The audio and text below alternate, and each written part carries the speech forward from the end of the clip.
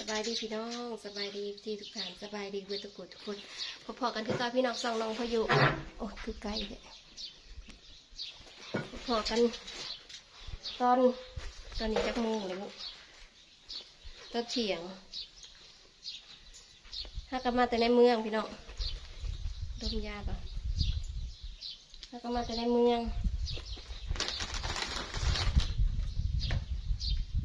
ดูน้ำได้สิเป็นอะไร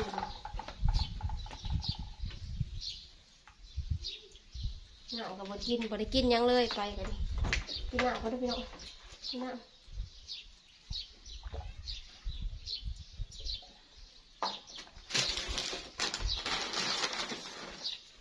มาแต่ออกถอยใหม่พี่น้องออกคือสักออกใหม่แต่งกระพองแถมพี่น้องของแถมตอนแรกจะได้หม้อหุงข้าวค่ะว่าบ่หายหม้อหุงข้าวนะนี่เขาจะแถมโอ้พัดลมพัดลมใช้สาดใส่ในใดบาทเขาจะติดกันในใดอันนี้พัดลมพี่น้องของเลี้ยงน้ำเค็มกับจอกน้ำมีหลอดน้ำไม่ได้เราพี่น้องไว้ซะก่อนพายุหน่อยเห็นกับหมุนวัดบริยังเปิดเห็นนะอันนี้เศษมันเป็นกล่องอันนี้หน่อยเห็นกับบริยังหรอกมันก็เขาเป็นของเหลนคนแล้วบ้านอันนี้บนของแถมสักหน่อย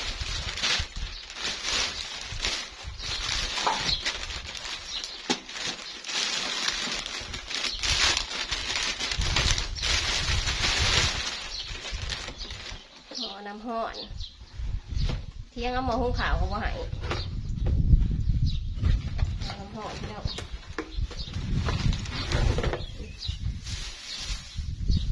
หม้อน้ำห่อน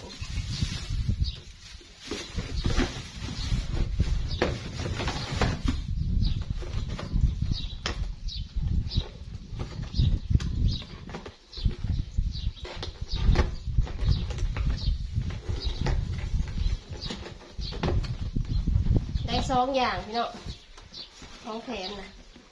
เงิน10,000 กว่าบาท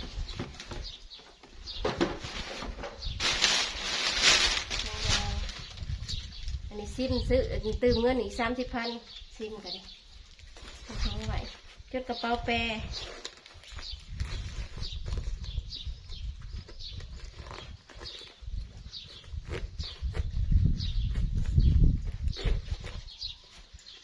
โทรศัพท์จ้ะรุ่นโอโปคือเก่าพี่น้องออกใหม่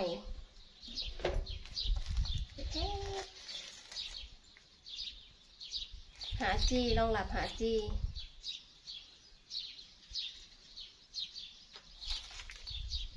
ให้รู้จักพี่น้องรองรับหาจีนะอันนี้คืออย่างเบิ่งน้ำกันเด้อพี่น้องเด้อ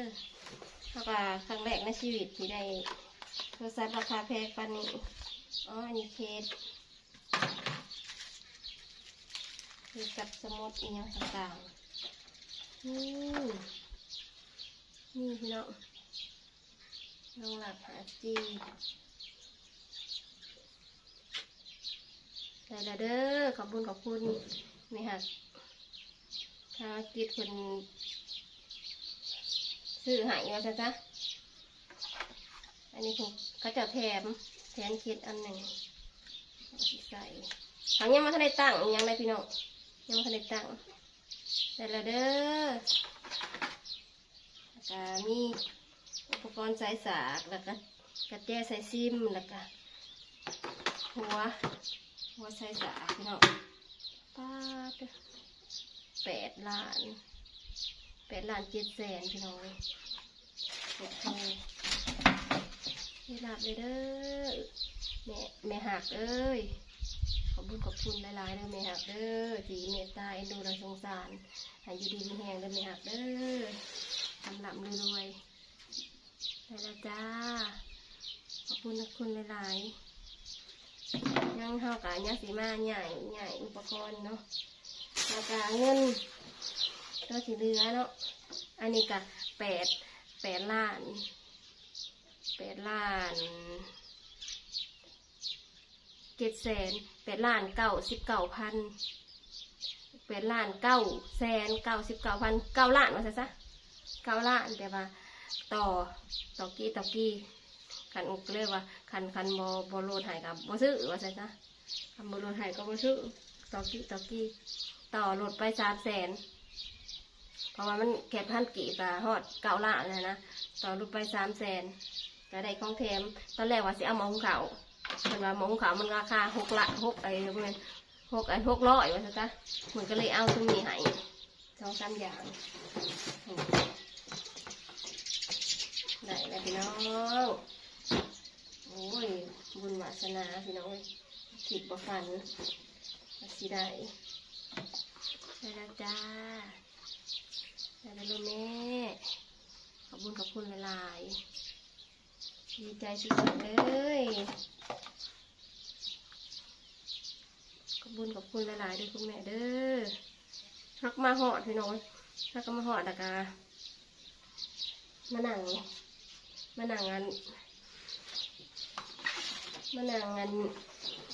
ถ่ายคลิปให้แม่เบิ่งขอบคุณหลายๆเด้อแม่เด้อให้เจ้าอยู่ดีมีแห้งให้ร่ำมาด้วยกว่าเก่าเฮงๆรวยๆสุขภาพแข็งแรงเด้อแม่เด้อเงินเลยน้องทองเลยมาชีวิตเนี่ยที่การเงินการงานเจริญรุ่งเรืองเด้อแม่เด้อโอโปเหมือนเดิมไปหาซัมซุงแต่ว่ามันมีแต่รุ่นเก่าก็เลยเอาโอโปที่เขาเคยใส่ว่าซะอีอย่างตัวนี้ออกใหม่ล่าสุดลงหลับหาจีกันน้ำเขาเจ้ากระจุ่มน้ำให้เบิ่งว่าซะเขาเจ้ากระจุ่มน้ำให้เบิ่งแต่บ่เป็นเครื่องนี้นะตัวจุ่มน้ำเขาก็บ่เอาเลยเนาะอันเขาเจ้ากระจุ่มน้ำให้เบิ่งแล้วก็อันเขาเจ้าก็ว่าลงหับนั่นนู่นนี่นั่นเนาะมันก็หลายแบบนะลงหับหลายนั่นนี่เขาเจ้าเขียนไว้อยู่เขาเจ้าก็เขียนไว้มันมีรองรับแบบอยู่ในสมุดมันนี่แหละ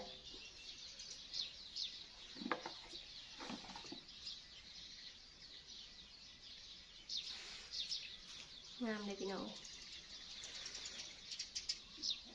ออกใหม่ล่าสุด8 ล้านกว่า9 ล้านว่าซะรวมเบิดก็9 ล้านบ่คิดบ่ฝันเลยพี่น้องบ่คิดว่าสิมีวันนี้ฮะนะบ่คิดบ่ฝันว่าสิมีวันนี้การมีพระเจ้าก็ว่าแบบว่าห้ามมันตกน้ำมันก็มีแบบแนวอันระบบอันน้ำฮะนะแหบน้ำไหลออกมากะซีศึกษากันไปหลายเติบผู้แหละในโทรศัพท์เครื่องนี้ก็ดีพี่น้องเพราะเขาก็ยังบ่ฮู้ก็ยังดีเขาเคยใส่แบบว่าเคยใส่เขาเคยใส่โอโปมาก่อนนะก็สี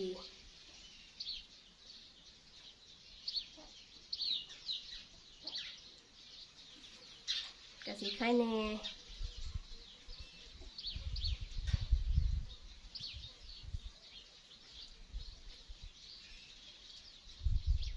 เขากับข้อมูลในนั้นได้เขาบได้อ่านกับบได้ใส่มาทันเขากับลูกออกแล้วเขากับชื่อแล้วเขาไปเขากับชื่อเราเขากับไปเขากับอะไรจังหมดเงินนั่นนะเขาชื่อมาซื้อลูกชิ้นเต้ากินลูกชิ้นโลนึงน้ำจิ้มน้ำถุงลูกซี่อันนี้2 โลแล้วก็ปลาหมึก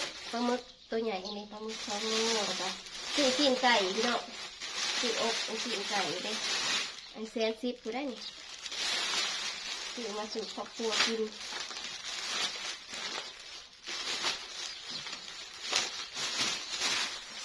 ซื้อมาสู่ครอบครัวกินพี่น้องได้ให้ซื้อให้เอามาสู่ครอบครัวกินไปได้กินน้ำช่องลืมว่ามีน้ำนี่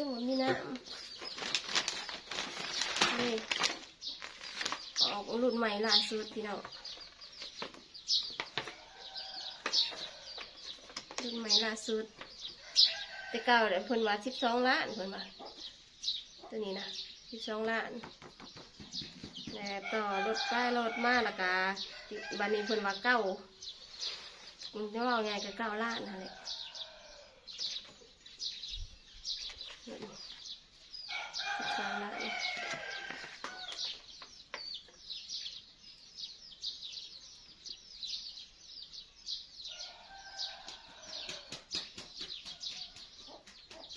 มันจะมีหลายราคาเนาะมีหลายราคาได้พี่น้องอันนี้มันมีกันสั่นอยู่ในตัวนี้นะเขายังสิมาใหญ่ข้อมูลอีกประมาณ1 ก่อนอื่นเขาก็ขอบคุณเด้อคุณแม่เด้อแม่หากที่สนับสนุนซอยเรือที่อุดหนุนแล้วก็ที่ซื้อโทรศัพท์เครื่องใหม่ให้ลูกที่เขาก็บอกคิดบอกฟันว่าเขาสิได้นะบอกคิดบอกฟันเลยเมื่อคืนก็จนนอนมาดับดีใจสุดๆขอบคุณแม่ใจดีหลายเด้อให้ดีๆมีแรงละเงิน